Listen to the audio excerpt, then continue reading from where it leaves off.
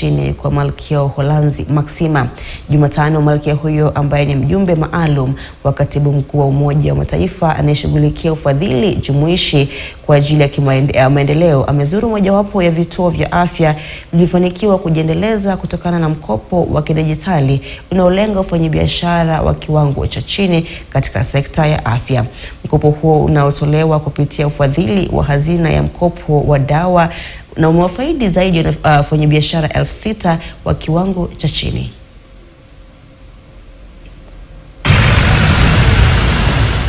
Zaidi ya kilomita 22 kutoka jijini Nairobi, mtaani Ngong.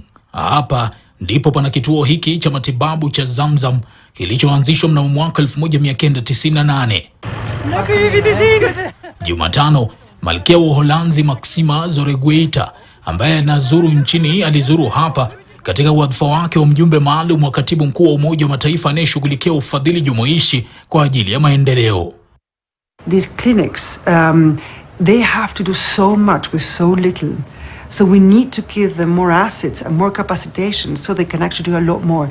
I've been doing financial inclusion for nearly 15 years now, and this is why I do it. Really excited to have the Queen here visiting today. I think it's an acknowledgement of the great work that we're doing, but the real acknowledgement was the story of the patients we heard today and the story of Esther and her healthcare facility. I think that's where the true transformation is coming from. Esther Mudhoni, mkurugenzi wa kituo hiki, anasimulia jinsi walikumbwa na changamoto za kifedha walipoanzisha kituo hiki cha matibabu. We started way back in 1998 in a rental place, in a small rental place, but still within Ngong Town. Around 2014, we moved to our current location. It wasn't a smooth move. It was an eviction. It was a bit sad. Ni hapo ndipo shirika la Medical Credit Fund MCF pamoja na wakfu wa Farm Access uliingilia kati na kutoa ufadhili kwa Esther. Hilo lilimwezesha kupanua biashara yake na kuleta huduma nyingi za afya kama vile kina mama kujifungua, tiba ya meno, kunyoshwa misuli na kadhalika. Kuna program inaitwa Safe Care ambayo iko chini ya MCF ambao wanaweza tupatia mikopo kwa rahisi bila dhamana yoyote. Hapo ndipo walitupatia fedha loan ya kuweza kutengeza hapa mahali ili paweze kuwa kama hospitali, pawache kukaa kama nyumbani. Ninamuuliza Mudhoni kuhusu alivyoimarisha shughuli zake za utoaji huduma za matibabu kutokana na msaada aliyopata. MCF and their programs with cash advance trusted us, and we are happy because they've supported us for so long and with so many equipments, restocking of our pharmacy, maintenance. You see their bills. For a hospital, you can't run without cash in your pocket. Kama Zamzam haingefika hapa, hata mimi singefika pali penye niko. Wananisaidia sana. Kwa sababu Zamzam nimeona kama nyumba kidogo na sasa hii ni nyumba kubwa.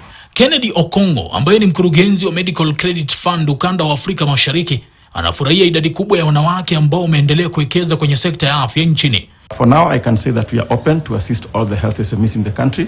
We're having a focus on women-led facilities, and we really want to uplift them because they have a lack of collateral, which actually we don't look at on our side.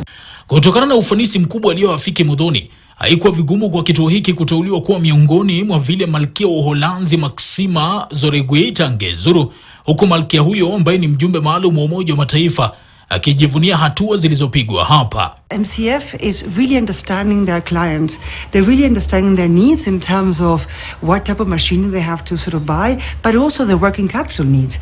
You know, these clinics, they have clients that actually come with, needs of actually curing their kid, but they don't have the money up front, so they also paid in installments. Whoever chose Zamzam to host the Queen, I really appreciate, and it means a lot to me. And I hope whatever our vision is, it's a journey and we might just get whatever it is that we've always wanted. Sakali Dalmas, KTN News. Na zaidi ya mashirika 20 ya kijamii